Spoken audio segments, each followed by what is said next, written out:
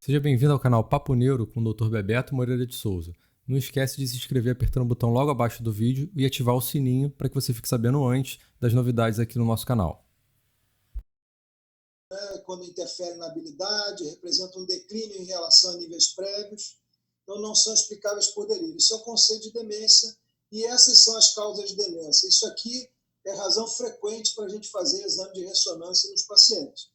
Suspeita de Alzheimer, demência vascular, isso são mais incomuns, né? Demências por copo de Levy, demência frontotemporal e afasia progressiva e variante. Vamos lá, então. Antes dos 65 anos de idade, a doença de Alzheimer entra como 30% do diagnóstico. Tá? Isso aqui é estatística americana. E a doença vascular, 15%, e demência frontotemporal, 13%. Demência relativa ao álcool. Né? A partir dos 65 anos de idade, se nós juntarmos Alzheimer mais demência vascular, ou um mix entre demência e vascular, então daqui dá 79, dá 89, quase 90% dos casos, nós vamos estar diante dos pacientes acima de 65 anos de idade, vamos estar diante ou de Alzheimer, ou de doença cerebrovascular, ou uma combinação entre ambos. Tá? Muito bem. Esse é o alemão aí que nos apavora. Então, a forma de demência mais comum, a doença de Alzheimer, né, 60% a 70% dos casos, 7% da população com mais de 65 anos. Isso é um problema de saúde pública, né? 7% com a população com mais de 65 anos.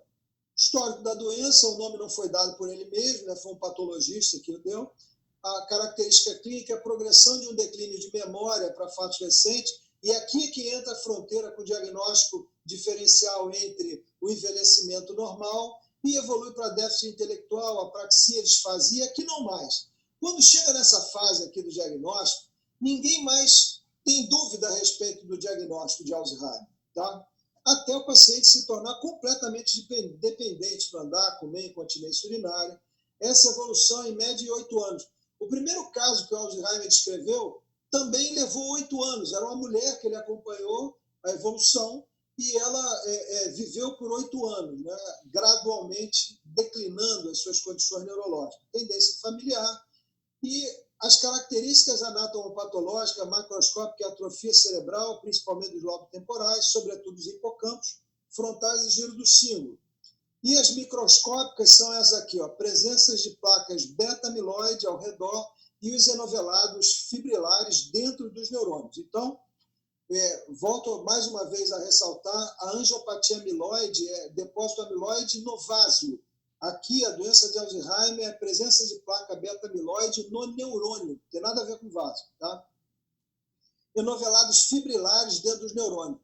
O que acontece é que também aqui nas características anatomopatológicas, o principal diagnóstico diferencial é com o idoso normal. O idoso normal tende o cérebro a evoluir, tá? Não especificamente lobo temporal, é mais frontal e parietal, mais do que temporal, mas a gente tem que perceber isso na imagem.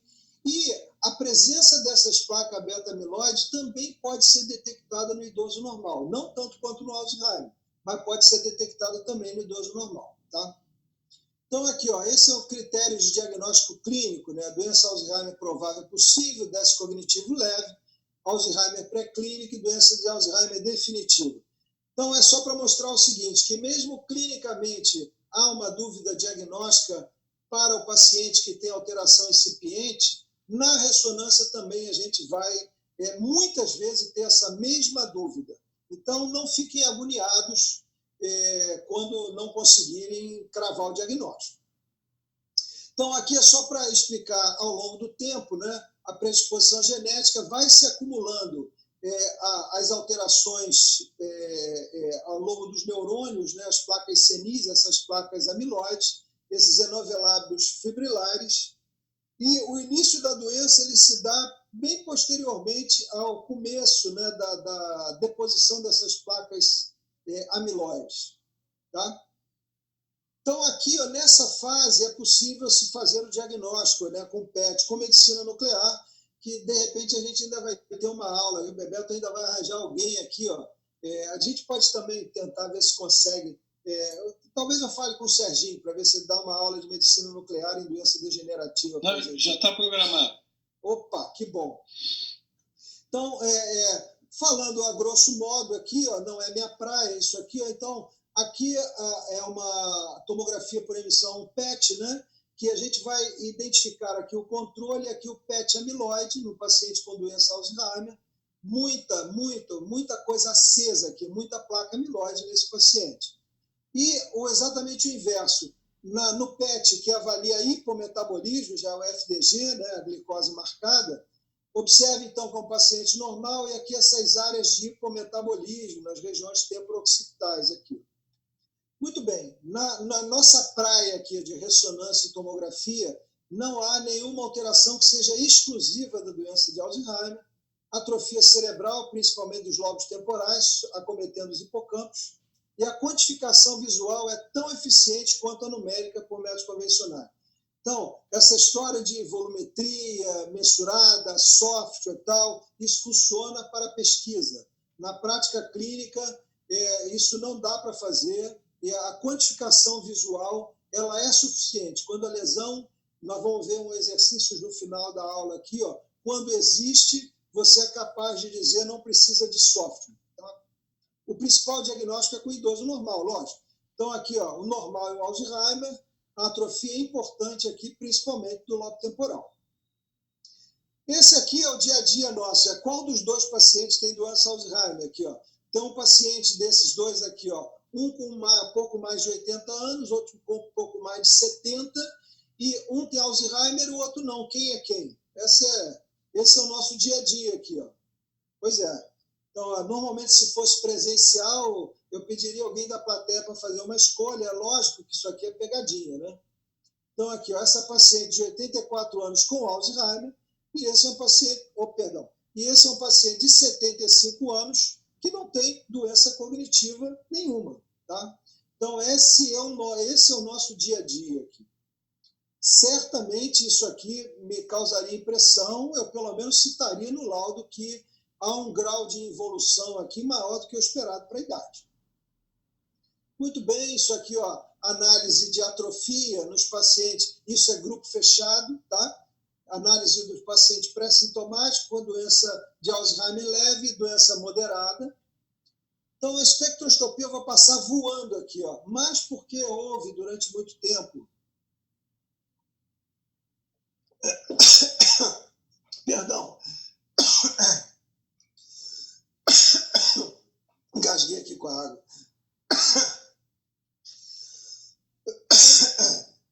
Então, aqui, ó, durante um tempo a gente fazia isso lá no serviço, mas o desânimo foi rápido para alguns, como eu, e para outros demorou um pouco mais de tempo. Mas hoje, dificilmente, ainda parece fazer. Como o Bebeto falou no outro dia lá, só no Rio de Janeiro que se faz espectroscopia para doença degenerativa aqui, ó. Isso funciona aqui para grupo fechado, tá? Para pesquisa. Então, as alterações relatadas é isso aqui, aumento do mioinositol. Então, o paciente não pode ser diabético, senão já não serve para nada, tá? Esse foi um trabalho feito lá com pacientes no Barradó. Inclusive, foi um trabalho feito pela Andréia. E em grupo fechado, isso funciona. Um grupo de pesquisa onde você compara um controle com um grupo de pacientes diagnóstico clínico, isso funciona aqui. Para o paciente que vem da rua, é muito difícil você aplicar isso aqui. Então, esse é um aspecto típico, esse que eu acabei de mostrar. 84 anos, quadro sugestivo de Alzheimer, e aparecia aqui, ó, um nível elevado de mioinositol, tá? É preciso falar isso e mostrar a evolução de que, na prática clínica, isso é muito difícil ser aplicada. Isso, pela maioria das pessoas, já foi abandonado como critério de diagnóstico, tá? Bom, basicamente por isso aqui, ó, isso aqui é para demonstrar a dificuldade de se aplicar isso na prática diária. Imagina aqui, ó, suponhamos aqui aparelho de 1,5 Tesla, que tem todo mundo, né? E o paciente, ele vai lá, ele entra e chega com níveis relativos, né, calculado aqui, né, níveis relativos de aproximadamente 0,70. Então, observe aqui que esse paciente, 0,70 ele está aqui, ó, cognitivamente normal, com doença leve e com Alzheimer declarado. Ele está sempre, vejam aqui a faixa etária. Para um grupo, essas médias aqui funcionam. Para o paciente individualmente, a gente não tem como fazer esse diagnóstico. Então, isso aqui é a amostra cabal de que não é possível você aplicar espectroscopia num paciente que vem da rua. Por conta disso, é muito difícil você interpretar porque se mesclam essas alterações, tá? Nos pacientes que são com déficit cognitivo normal, envelhecimento normal e Alzheimer. Isso aqui é brincadeirinha aqui, ó. Alzheimer não pode ser desculpa. Então, outras doenças aqui, ó. Esse também é um diagnóstico que nós, na imagem, podemos fazer. Doença cerebrovascular. É a segunda causa mais frequente, associada comumente com Alzheimer. Então, o comprometimento cognitivo não demência, demência mista e demência vascular. Tudo isso entrando nesse pacote aqui de doença cerebrovascular. Elas surgem, essa demência vascular, em várias situações, por múltiplos infartos pequenos, ou às vezes quando tem um infarto único, grande, o paciente já aparecer um quadro cognitivo, tá? Lembrar de um detalhe aqui de uma aula do Arno, que ele mostrou Lenin. O Lenin, em 1917, um cara vibrante lá, né, durante a Revolução Russa, e 3 anos depois, ele, após um AVC, ele na cama, numa cadeira de roda. Então, isso é demência vascular. O cara teve um episódio, um AVC extenso, e o cara rapidamente evolui. Não é só o déficit focal neurológico, não. Ele rapidamente evolui para um declínio cognitivo. Pós-hemorragia, sobretudo em angiopatia amiloide e a isquemia subcortical. Vamos esmiuçar essa demência vascular aqui. Então, paciente de 79 anos, já na tomografia, eu vejo que a substância branca desse paciente está preta aqui, ó. Tá? Então, isso aqui entra diagnóstico diferencial com toxicidade a drogas, com várias coisas, radioterapia, e a desmielinização maciça causada por doença cerebrovascular. Então, observe aqui, repercutindo na densidade protônica, né, uma série que, eventualmente, em algumas situações, a gente ainda usa aqui, esclerose múltipla, Parkinson, a gente ainda faz densidade protônica. Quando a gente passou a fazer FLAIR, a gente abandonou a densidade protônica, mas é uma série maneira. E aqui, observe aqui na tomografia também, muita doença na substância branca, tá? Então, paciente com hipertenso grave, isso é chamado de doença Binswanger, essa doença da substância branca por lesão microvascular. Então, paciente de 80 anos, também com muita doença na substância branca, um infartinho, demência vascular. Aqui, ó, paciente com angiopatia amiloide, déficit cognitivo, doença na substância branca e um hematoma frontal. Isso aqui é um detalhe interessante, essa linha de fisiopatologia. Então, o paciente hipertenso com arteriosclerose, ele pode evoluir tanto com oclusão e vai ter infartos lacunares, quanto para hipoperfusão, e vai ser doença principalmente da substância branca. E, obviamente, que em muitos pacientes ele vai ter as duas coisas, infarto lacunar e doença na substância branca. Ele vai ter oclusão e isquemia crônica. Isquemia aguda, focal, multifocal, mais isquemia crônica. Então, a mesma doença causando manifestações diversas na imagem e que tem essa fisiopatologia. Tá? Aqui, lacuninhas e não muita doença da substância branca. Essa confusão aqui, ó, é um algoritmo em que eu vou esmiuçar ele aqui um pouquinho, só para que depois cada um individualmente olhe esse algoritmo e tente mentalizar o caminho que a gente raciocina. Então, o fundamental, o primeiro passo é você olhar para a imagem de ressonância, sobretudo, e identificar que há uma alteração na substância branca, ou seja, aquela alteração na substância branca ele é mais proeminente do que o esperado para a faixa etária do paciente. Tá? Então, se isso, dependendo da localização dessa alteração, se ela for em locais estratégicos, como tálamos, ou na região, região mais superficial, ou se for em áreas acometendo territórios que pudessem nos indicar infartos. Nós vamos pensar em doença cerebrovascular de grandes vasos, se for talâmico acometimento, em doença de pequenos vasos, né? E aí, nos pacientes que tiverem lacunas também, doença de pequenos vasos. Observem também, se o paciente tiver alterações na difusão em núcleos da base, sobretudo simultânea, eu penso em doença priônica.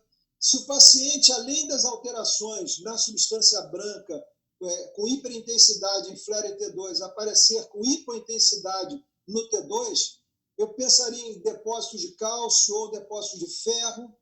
E se tiver microhemorragias, ele pode ter angiopatia amiloide ou uma vasculopatia arterial. Tá?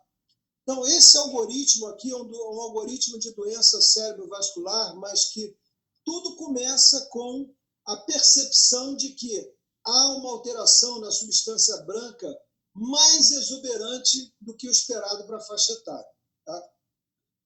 Então, demências com corpos de Levy é um outro tipo, né, de doença, né, alucinações visuais, flutuações cognitivas e parkinsonismo. Quando tem essa alteração, demência mais parkinsonismo, o paciente às vezes nem faz ressonância, o diagnóstico já está estabelecido clinicamente. Tá? Então, histopatologia é descrito isso aqui, né, depósito de alfa-sinucleína e esses corpos de Levy na córtex. Alterações de imagem pode ser nenhuma ou atrofia focal parieto-occipital.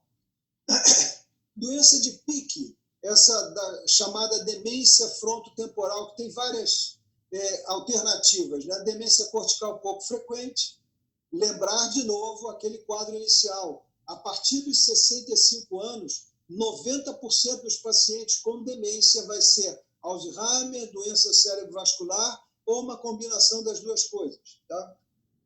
Lesões do lobo frontal acarretam alteração de personalidade, distúrbio de linguagem, mudança nos hábitos alimentares, dificuldade de atenção. Então, isso aqui é clássico, né? O paciente com déficit cognitivo faz a ressonância e eu observo aqui uma atrofia marcante dos lobos frontais. Os sulcos frontais estão mais pronunciados do que os demais sulcos. Tá? Então, mais uma vez aqui, quando eu estou diante de um paciente, neste algoritmo, com atrofia cerebral, e se eu acho que esse paciente ele está com o padrão de acordo com a faixa etária, então, isso aqui é meramente, né, declínio cognitivo esperado para a faixa etária. Mas se ele tem atrofia cerebral, se for generalizado, eu penso em Alzheimer ou doença em corpos de Levy. Se a lesão, se a atrofia cerebral for focal no hipocampo, doença de Alzheimer, lobo temporal também, doença de Alzheimer. Se for infratentorial e incluir o mesencéfalo, paralisia supranuclear progressiva, vamos ver exemplos disso aqui. Se for focal e acometer o lobo, se for temporal, esses pacientes aqui vão ter degeneração frontotemporal. Tá? Se for acometer lobo frontal, também degeneração frontotemporal, ou a síndrome córtico-basal. Então, esse algoritmo aqui, nós vamos ver exemplos após aqui essa explanação de que parece complicado, mas é possível a gente, olhando com atenção na imagem, saber para onde vamos andar.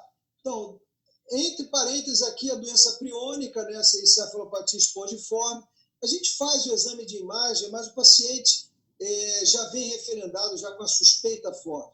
Então, pacientes jovens que apresentam um déficit uma demência rapidamente progressiva, com alterações clínicas exuberantes, né? Mioclonia, sinais cerebelares, sinais de piramidalismo. Isso aqui, quando tem, então, mutismo acinético, é mais categórico ainda. Essa é a forma de se fazer o diagnóstico, tá? O diagnóstico definitivo, ele é quando tem o quadro clínico mais o isolamento do PRI, ou quando é provável, né, na maioria da nossa situação clínica, né, um quadro clínico sugestivo mais ARM positivo. Tá? Aspectos de imagem, né, as variações, isso aqui é o clássico, a restrição à difusão dos núcleos da base, aqui os tálamos também estão envolvidos, mas dos núcleos da base, isso é o clássico. Aqui é mais difícil o diagnóstico quando isso acomete a córtex, mas também há essa possibilidade, tá? Encefalopatia hepática é uma outra doença degenerativa em pacientes cirróticos. Então, acontece isso, né? Hiperintensidade sinal em T1, nos gânglios da base, nos caudados, subtálamo, mesencéfalo. Então, observem aqui, aparece também na tomografia como hipodensidade, mas o clássico é na ressonância magnética, né? Áreas de hiperintensidade de sinal no T2, no flare e no T1 também. Nesse paciente é mais exuberante ainda, né? Isso é depósito de mineral, né? Que isso se resolve, inclusive, após transplante. Os pacientes normalizam a ressonância após transplante.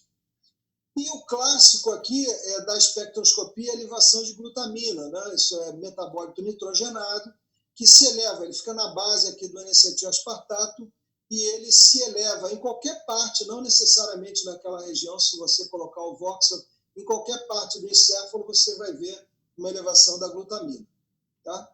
Uma outra aqui, degeneração espinocerebelar, Machado Joseph, mais incomum, e que há uma atrofia marcante do cerebelo aqui, tá? Muito bem, então agora exercício de fixação.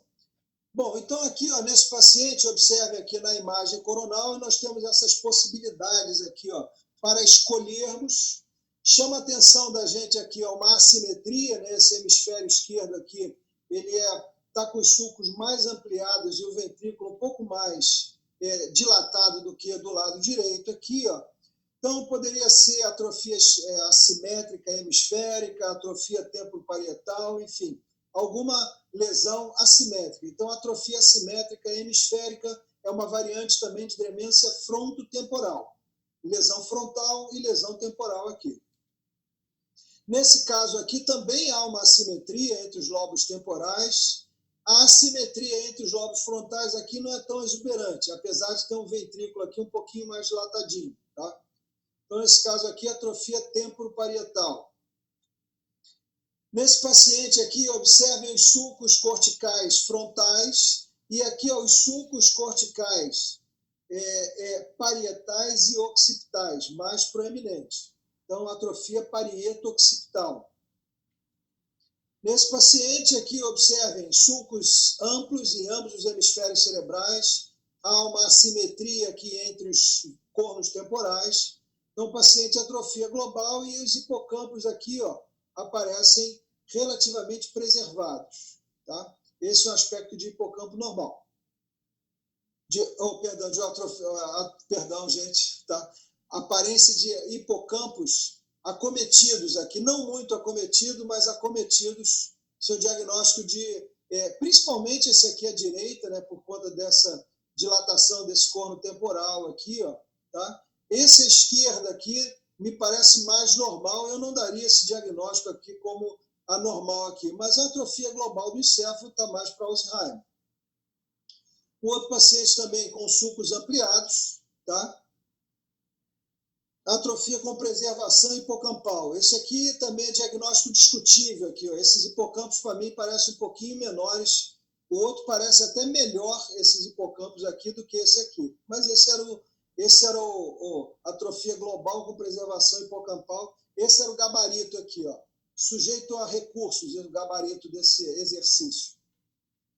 Uma outra série aqui, observem, esse é claramente, né, um lobo temporal absolutamente mais atrófico que o outro, um corno temporal muito mais dilatado que o outro. O hipocampo esquerdo aqui eu nem vejo aqui, ó, tá? Então, uma atrofia temporal assimétrica, tá?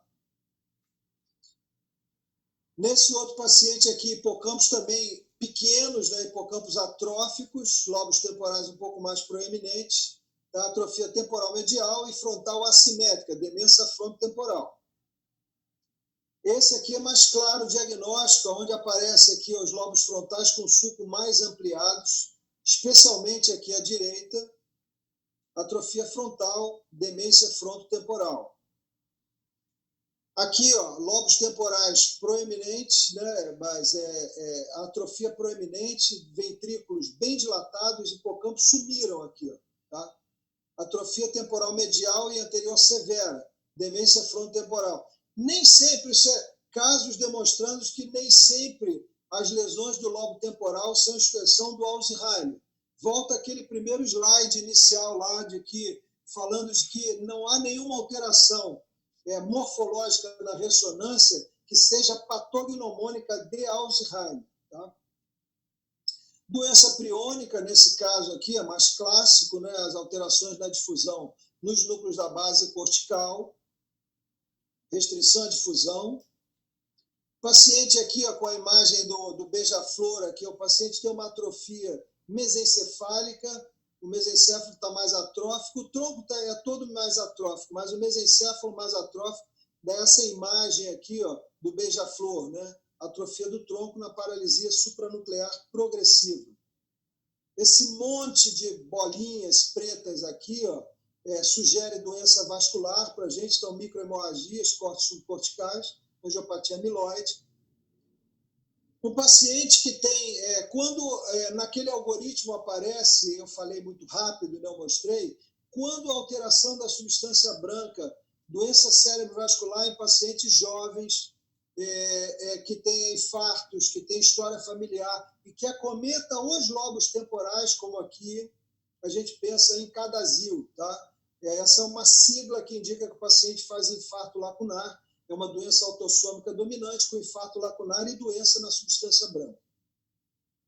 Um paciente aqui, ó, com uma atrofia, uma assimetria, esse hemisfério cerebral esquerdo está mais atrófico que o direito, tá? Uma atrofia frontal insular assimétrica, demência frontotemporal também.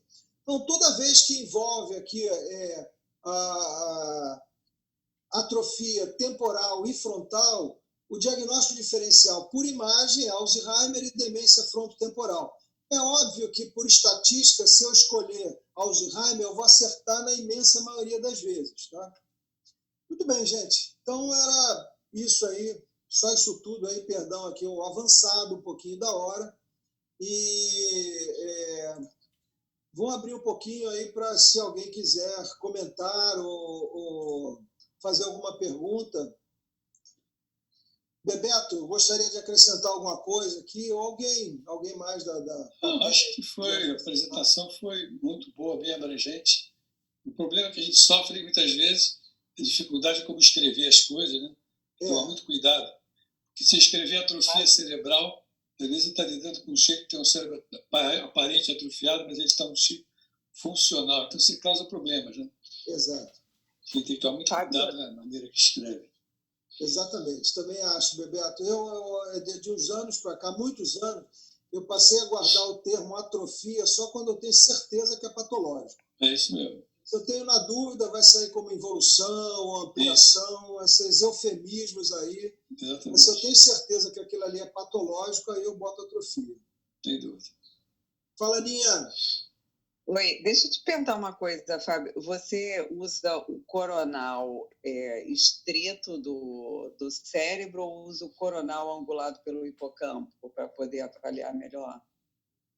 Isso, quando pedem volumetria, especificamente quando pedem volumetria, o coronal eu peço para fazer angulado, né? Quer dizer, é perpendicular ao eixo do hipocampo.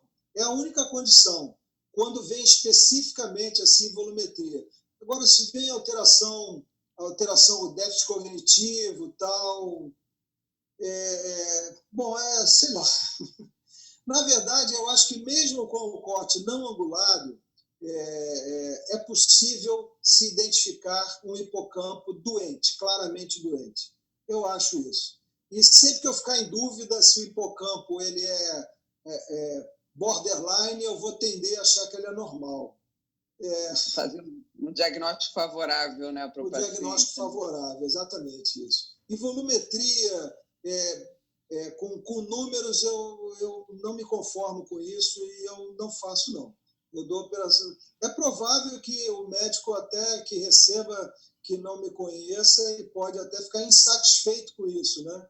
Mas eu não, há muito tempo, né, já tinha visto já que essa volumetria visual ela é tão efetiva quanto a feita por software, ou seja, quando é patológico, você não precisa do software para mostrar. E trabalhos mais recentes aí acabam comprovando isso mesmo, né? Não é preciso forçar muito a barra, não. É Não, isso, tá mas jóia. eu peço para o técnico fazer quando vem claramente no pedido isso, volumetria de hipocampo. Do contrário, Beleza. eu deixo rolar, faz o protocolo normal. Não, é porque, assim, às vezes a gente adquire o sagittal T1 volumétrico, aí fica fácil também da gente Pode fazer reformatar a na reconstrução, workstation, né? mas não faz parte assim